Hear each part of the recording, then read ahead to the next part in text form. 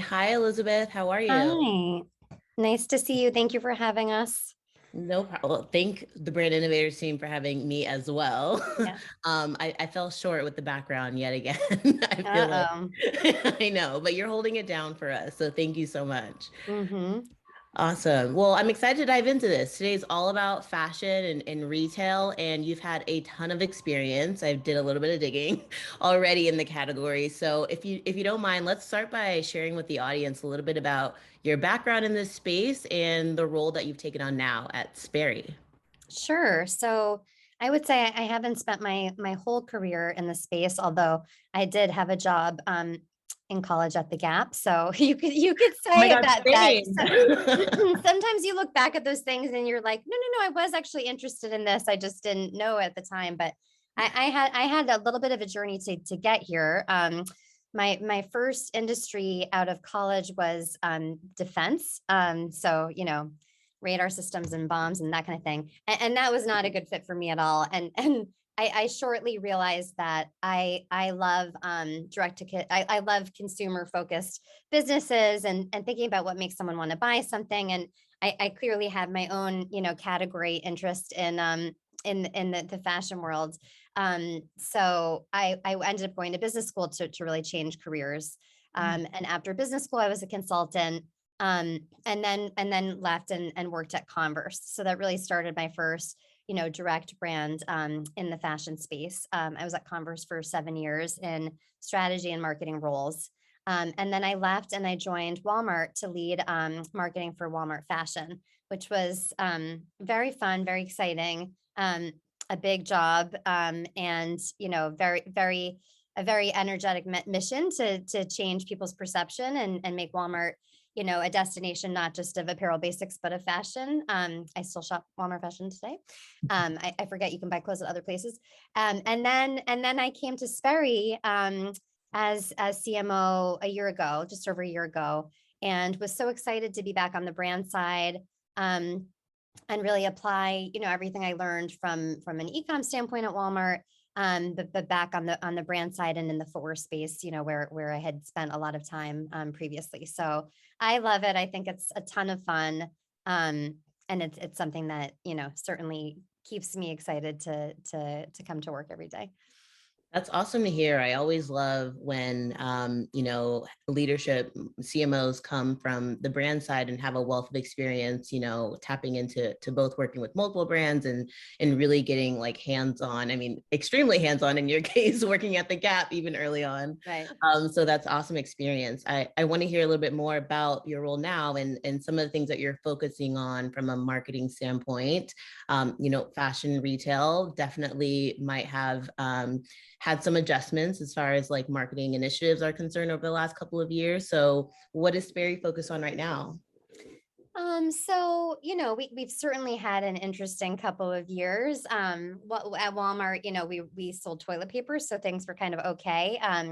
And here, it's a different story. And I think we've seen what's really nice is we've seen a lot of our market share come back, over the past year. So we had a really good growth year last year. The pandemic was really tough. When we make a lot of shoes that are casual, but we make a lot of shoes that people wear to go to work. And so that's always a challenge. But really been focused over the past year at resetting the brand, which is actually really, really exciting to be a part of that journey. So rewriting, what's our positioning? What do we stand for? We just created a brand purpose platform so we could really become more purpose driven and become more of a lifestyle brand.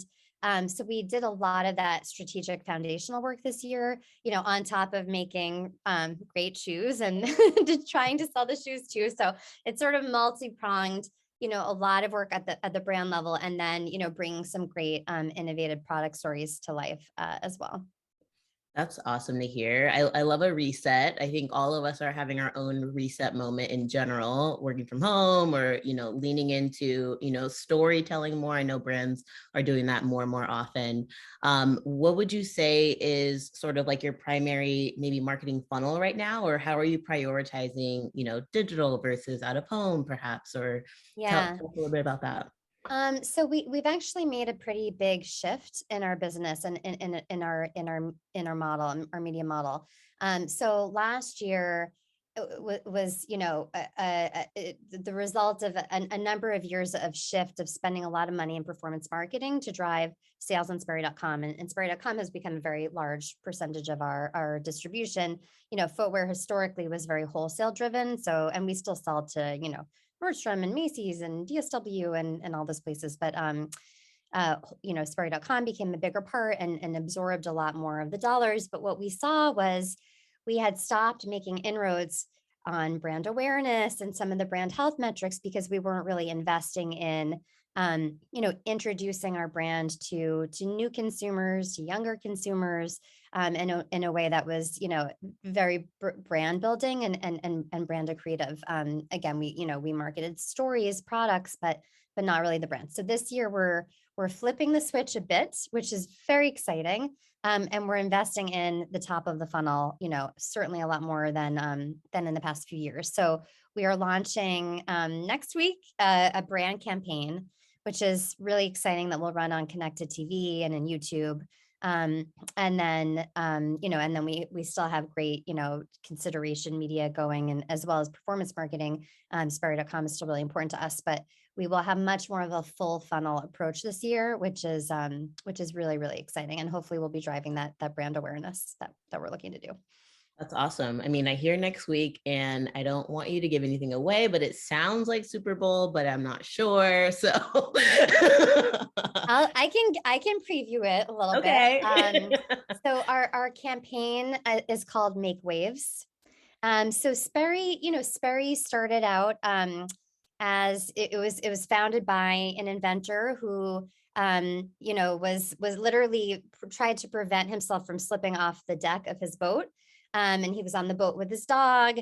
He slipped on the deck. The dog didn't slip. He looked at the dog's paws and saw like the traction in the dog's paws grooves, and then created that and built that into the outsole as a traction system. So invented the CVO, which is a sneaker that's sort of like a basic construction sneaker in 1935, and then the boat shoe shortly followed. So that's the history. So we're a brand that's born on the water, and we've done a lot of, again, that foundational work around, how do we unlock that emotional connection that people have on the water, and not just be a brand that you sort of think of when you think of fancy yachts. Like that's like what we do, you look at a lot of sort of who has picked up the brand over the years, and what's kind of become a defining aspect of the brand. And JFK wore the brand, Paul Newman wore the brand, but you sort of, at its worst, you have that image of,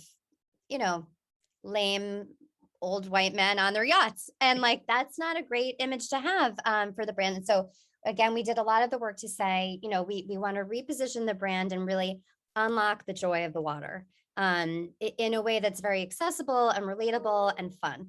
And so Make Waves is a campaign that really speaks to, how can we be active, be purpose driven, make a difference, make our own path. How do we create a campaign that feels really relatable for consumers? There's something that really taps into that YOLO. Our mission is to inspire the world to raise their sales and live their life fully. So like, how do you make the most of every day? And so that's what the campaign is about. It's called Make Waves. We just shot it a few weeks ago in LA. Super fun. Lots of, expected things of people enjoying themselves, on the beach, but then also people at a pool, and people in different contexts, younger people having fun in different contexts that will hopefully bring that to life. So very excited for that. That's super exciting. I love that you're leaning into this travel feeling. It's definitely appropriate. We all need it. So please, I'm super excited to, have a form of escapism in looking at that marketing campaign. You mentioned it shot in LA. I'm curious to know, what is creative for you guys like right now? What does that process look like? Are teams working remotely? It sounds like you're definitely doing like outdoor shooting and things like that. Yeah. I mean, there was a brief period of time, I would say, the spring of 2020, nobody was shooting. So I was at Walmart at that time, and we were just having influencers create content for us and really leveraging that. We still leverage a lot of influencer content, but the shoots are happening. There's a lot of testing.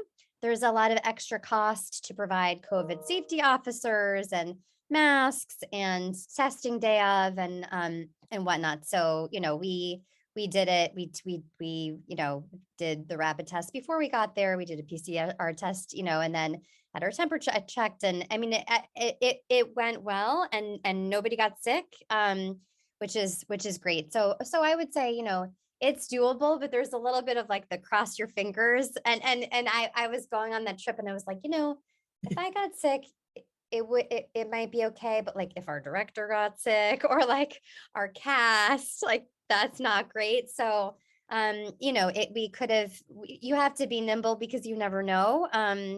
And I think when we first started planning it, it was before Omicron became as crazy as it was. But I mean, we sort of did it in the heart of it, and we I don't know, we got away with it safely, which was good. But we're definitely shooting and working around it. Yeah, that's awesome to hear. I mean, we're all, it looks, even I live in LA, so I walk outside and I see, people filming and COVID stations everywhere still. So people are leaning into it a little bit. Crews might be a little bit more spread out, taking up a little bit more of the street than normal, but that's totally fair. And we were masked. I mean, we were masked even outside. We had. I think we were very respectful to to safety and the protocols. And actually, the production company required everyone on set to have been vaccinated. Which is also interesting. And good in my opinion. So yeah, that's awesome. Yeah. You touched on it already a little bit in talking about some of the things that you've done on the social front. Influencers have been part of the fold. Tell us about what those strategies have looked like. How are they used? Everything like that. So, influencers are very important in fashion and beauty. I'm sure there's not one speaker who is saying to the contrary. So this year we did something new for the brand, which I thought worked out very, very well, which was we identified. So part of our repositioning is also, how do we make our brand seem really relevant in fashion from a styling perspective? And so for Sperry, we have these historic New England roots. We're a preppy brand, but guess what? Prep is happening. Modern prep is very much in fashion. So we've been doing a lot of things to, style ourselves in a way that sort of pays off that modern prep. It's not the old stodgy prep. It's like cool prep. And working with stylists and other brands and partners to do so. So we identified a number of influencers that we felt like really paid off the aesthetic that we were going for. And we contracted with them for the year. And they were really, they had, varying levels of reach and following, but we really used them primarily for content because we really selected them for content. And, and in doing so, we could get, a diverse representation and geographically diverse. And, we could hit on a number of efforts that we were trying to make and rely on them for a sort of a secondary content generation for us. And that worked very, very well. I think this year we will also, and we did it last year too, but we will sort of separate the influencers that we want for content that we sort of call our brand ambassadors. And then, we will also do direct product campaigns too. We've been dabbling in TikTok a bit, and I think we'll continue to do, we've seen some success there, so we'll continue to do some TikTok campaigns, but then also just, micro influencer campaigns to tell product stories too. So the influencers can't be more important. Yeah. Yeah, I was going to lean into or ask more about TikTok, and that's awesome that you guys are playing in that space. I know another space that Sperry traditionally has done is live sort of shopping, like live TV, I want to say, on traditional television. Is that something even of interest on social for you guys right now? And have you tapped into that? We've experimented a bit. So we've over the past couple of years, we were working with John Legend as a global brand ambassador. And so we launched a product collaboration with him this fall. and we did a live streaming with him. We also did a live streaming actually earlier this summer with Color Me Courtney, who's an influencer who represented another one of our campaigns. And I would say they were fun for the handful of us that were on them, but they were not that effective. I don't think. They didn't really result much in purchases, and not as many people were on them as we would have wanted. So Yeah. I don't know. The live streaming, I feel like we tried it a couple of times, and maybe there's an opportunity to do it again with the right person or on the right program. But in my experience, not Yeah. great. Yeah. Yeah, no, that's interesting. I know fashion is one of the first, at least the category is one of the first that these platforms are really reaching out to brands for to try it. So it's super interesting to hear that. And I'm sure we'll get learnings along the way, and then we can sort of, understand what's being favored on these platforms and things like that. Tell us a little bit about on the personal level. Did you think that you'd be where you are right now based on where you were and what you studied back in school? Oh, I know you took on a couple of different roles. yeah, no, I mean, it's funny, like things always make sense if you look back, right? Sort of like the Gap example. I mean, on the one hand, like I used to literally play advertising with my younger sister. Like I would make her my secretary and like pretend to write ads for shampoo commercials. Like that was how I played as a young child. So like, yes, it makes sense that this is where I am now. But that said, I really liked math, and my dad was like, you should study computer science. And I listened to him, and I sort of had a very roundabout path to where I am. And then the other thing is, I always struggled with like, do I want to do marketing itself, or do I just want to work in a consumer oriented company? And I spent 5 years at Converse doing strategy, and I loved every minute of it. Like, how do you think about how to grow the brand in many different ways? And so it didn't need to be marketing that satisfied me at that time, but I just kept coming back to it, because ultimately, to me, it's that closest to the consumer connection. It's really driving home, trying to get to capture someone's attention and to capture their hearts and minds. So it did take a bit. It took a bit to get there. But I did, and the transition was tough. I had to make it, a very deliberate transition. I had support at Converse, to from leadership to move from strategy to marketing, and I swear it took going on maternity leave and coming back and having my boss say she's not coming back to this job, so like what else do you have for her? So that was hard, but I think I think it's one of those stories of, obviously the ideal is like, what you want to be when you grow up, and then you pursue it, right? And there have been many times when I'm like, oh, I should have, started out doing this, or, why didn't I do that? But I think you ultimately get where you want with effort, right? With persistence and effort. And so I would say, making setting your own path, and setting yourself up to get there is really important whenever you figure out what that path is. Yeah, that's Yeah. good advice. It's always nice to hear that, you may not know what you want to do, and you don't know what you don't know, and you just kind of have to like lean into your intuition and really, let your gut kind of help you along the way. That's good to hear.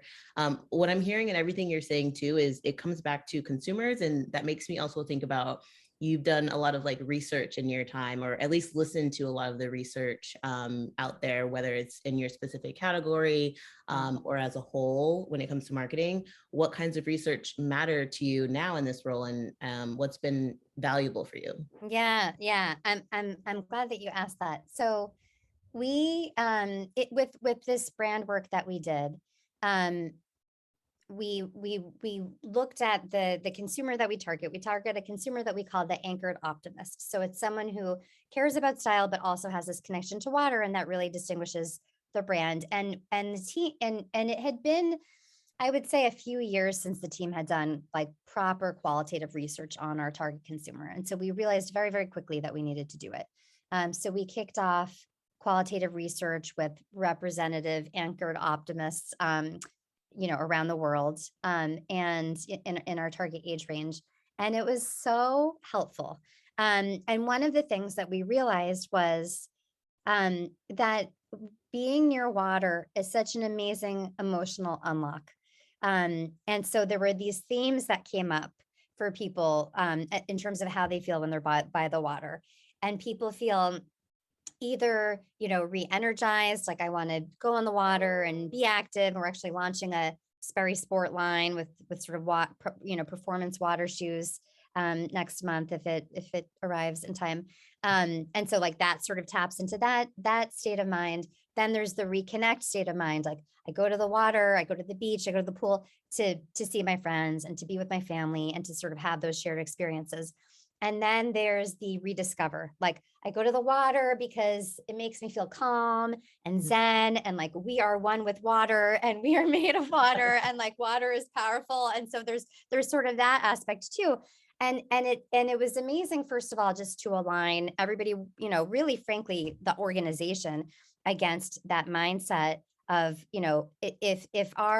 if our brand promise can unlock those feelings of being by the water, then how do we tap into that?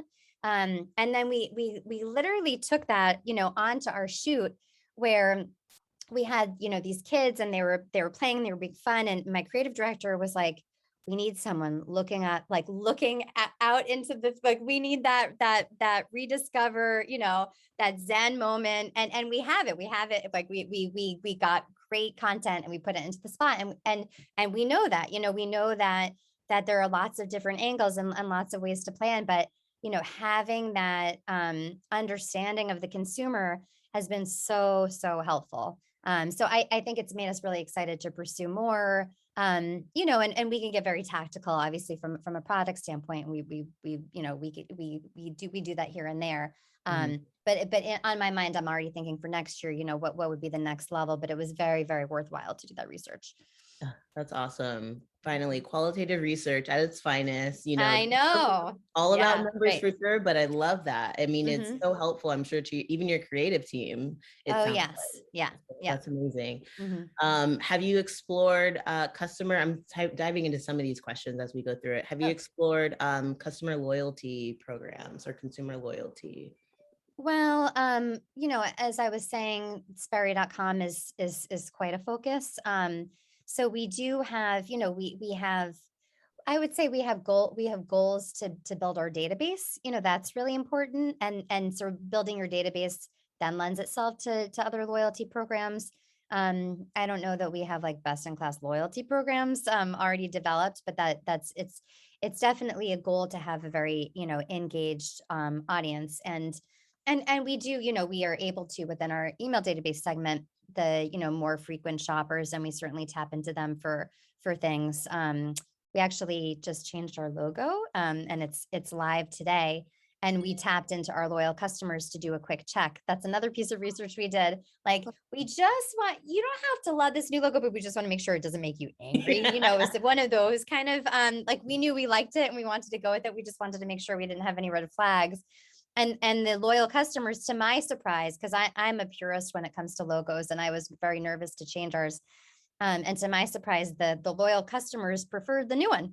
So that was really great. So anyway, I don't know if that answers your question, but that's No, some of the things that we're I, doing. I think it does. For one, you're speaking to your customers is what you unveiled in saying that. And you're not the first to have like done something new and actually like asked your customers for it, even though, for their opinions, it's a risky thing and maybe even scary, but it sounds like it definitely paid off. So like kudos to you guys for even thinking about that. There's more questions flying in. Our podcast, part of your top level funnel plans. Literally had a podcast meeting this week, but actually it's because our head of sales like wants to create our own podcast. So it's a little bit of a love that. little bit of a different. He's really energized and really making the brand a lifestyle brand too. We did one this past year. We participated in a menswear podcast.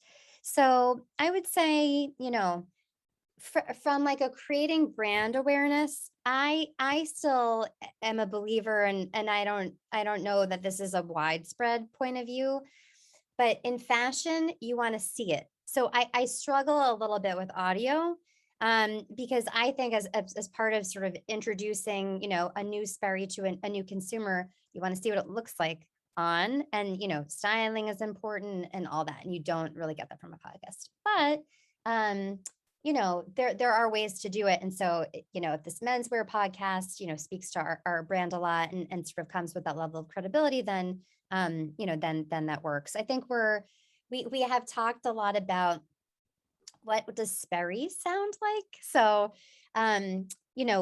like ocean sounds, and Yeah. from a music standpoint, but we're starting to have more of those conversations. And so, if there was some sort of sonic logo or something, would we then be more open to audio type, advertising podcasts and otherwise? So I think we'll look at it, but we're sort of making a bet on high impact video, as our key upper funnel investment. That's awesome. Yeah. I feel like I might have been a creative person in a past life. You sparked an idea that I'm going to share with you after Oh, this. please. I'm Please sending do. from TikTok. I'm making a note to myself. Okay, Okay, good. could be cool audio. Anyways, um, okay. Do you handle all marketing and advertising in house? Someone's asking.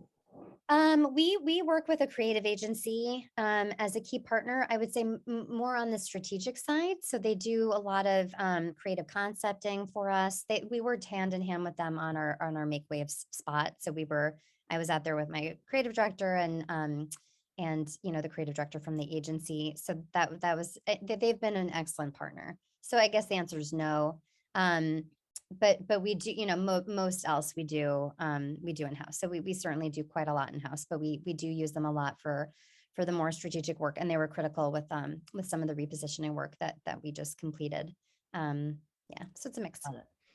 The follow-up to that is if you can share a little bit about your SEO and page strategy. So I mean, it's sort of standard ecom performance marketing stuff. And again, it sort of comes back to the balance of how do you how much of your sales are you willing to invest in that to drive .com growth, and it's not about search or SEO, it's more about what's the balance across channels to achieve your traffic and ROAS targets. So, I haven't really drilled in that specifically to those two, other than trying to take more money and move it up the funnel. Awesome answer. Yeah. I love that. Tell me from a personal standpoint, or at least I'm asking personally and curious, have you been interested ever in co-branded opportunities, and what kinds of categories would make the most sense for Sperry? Yeah, so we do a good amount of collaborations. Collaborations, especially in the footwear space, are very big and very important to drive hype and interest, and they're amazing for a lot of reasons. You can borrow equity from another brand. You can produce product that distorts your brand in a way, and you create something that you would never have created otherwise. Like we did a collaboration with Rebecca Minkoff this fall, and we have these, Sperry sneakers with like stud or boat shoes with studs, which is kind of fun. So oftentimes they give you, they just sort of stretch you in a way where you wouldn't be, and that's what makes them special. And then they have different audiences, and so it's a way to get in front of new and different people. So we do really believe in collaborations, and we have a pretty good strategy. We have a bunch of collaborations coming up this year too. So in terms of who we look for, it really varies, but it's more like, can we find a partner that fits those three things or some combination of? So who's their audience? And what kind of credibility would they bring, and is there some sort of oomph factor where it's like 1 + 1 = 3? Yeah. Sperry's over here and the other one's over here, but together we can do some really special and cool things, and we collaborate with fashion brands, and we also collaborate with other properties. So we did one this summer that sold out with the Netflix Outer Banks show. And that show, is so native to our brand. They're on the water, they're on boats, and it did really, really well because there was a great fan base of the show to tap into. So that was a very, a very successful one. So we've got some good ones in the pipeline.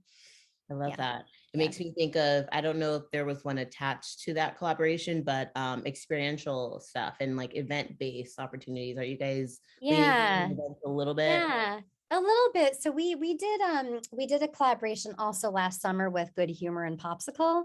So we made like ice cream shoes, which were very, very cute. And so we did an ice cream truck activation. We called our ice cream truck Drippy Kicks. And we had the Drippy Tricks truck go to, I forget, maybe like 10 stops from New York up to Maine. And it was great. I think experiential activations are a lot of fun. It's always a question of how you can scale them. And we captured content, we shared it on social, we share it on our site. And I think it was a great way to celebrate that collaboration in particular. We gave out a lot of ice cream bars, which was fun. My kids liked that. They got away with getting more than one each. So this year, I think this year it's on our radar. We'll certainly do events.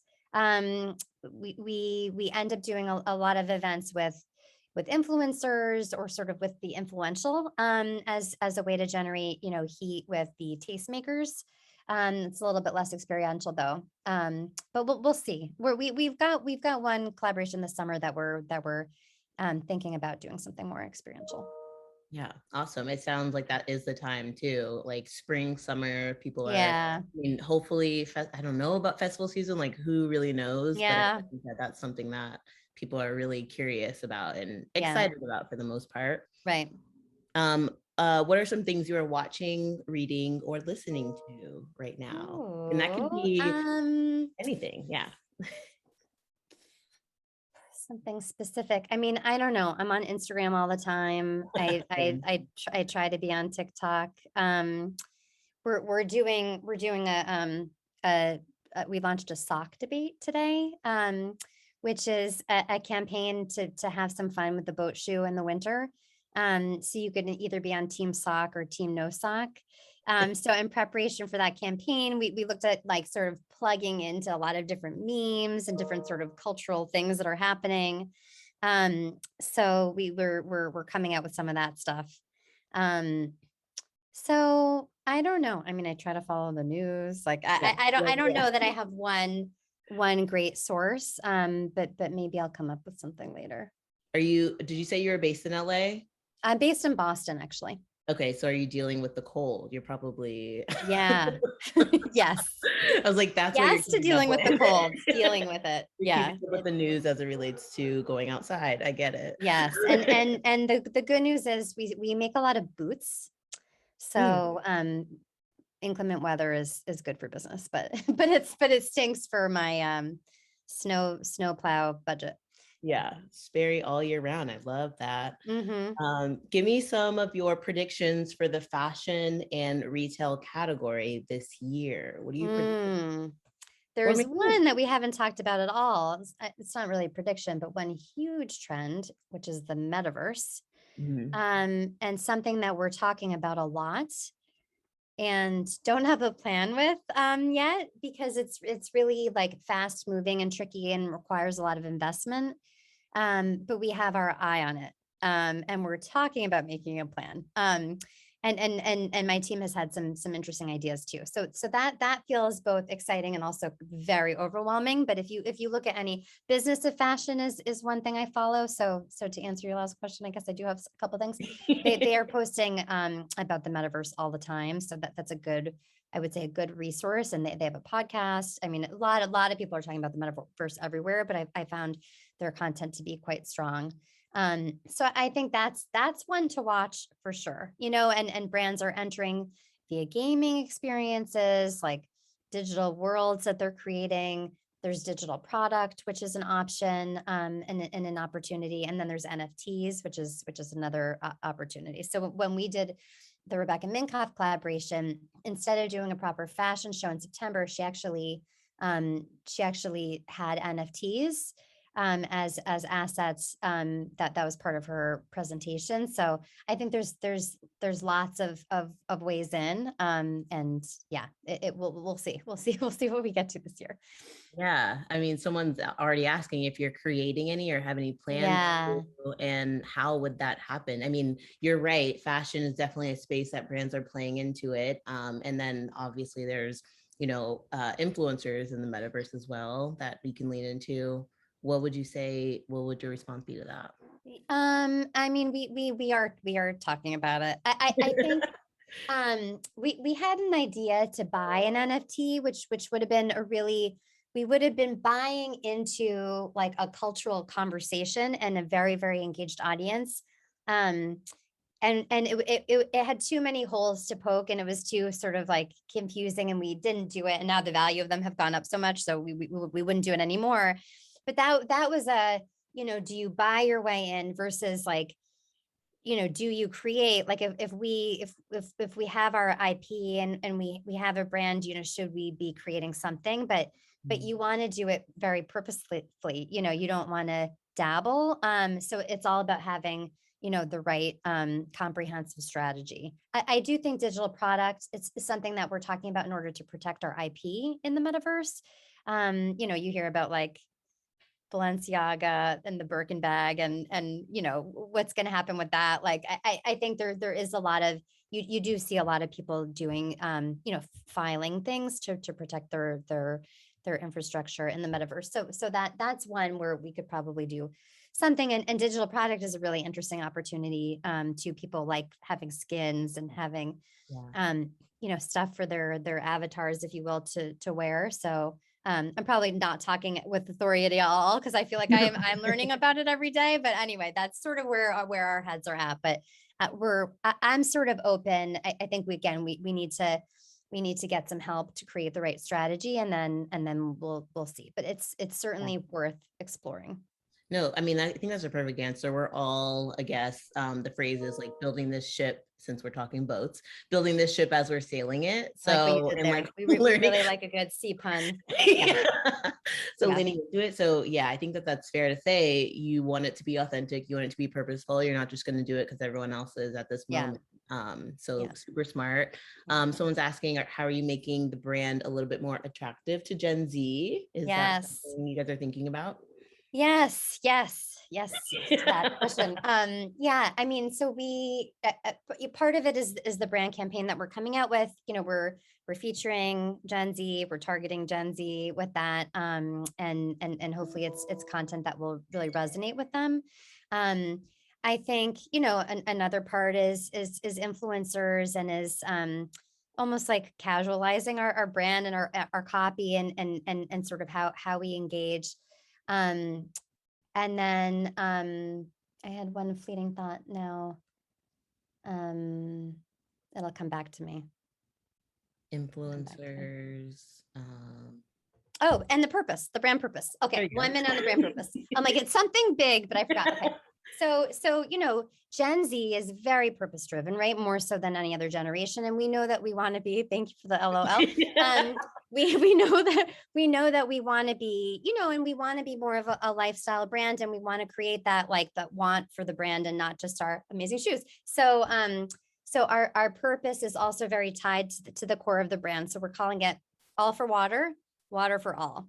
So all for water is, water is our playground, and we care about sustaining our waterways. And so we will continue to make, every season we're committed to making more of the line sustainable, or more sustainable rather. So we have a collection that we call Seed Cycled, which has, at least 50% recycled materials in it.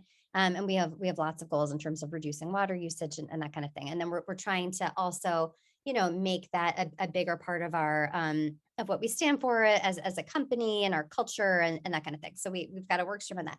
Water for all is how we're thinking about diversity, equity, and inclusion. How do we make water and the fun on the water accessible to everybody?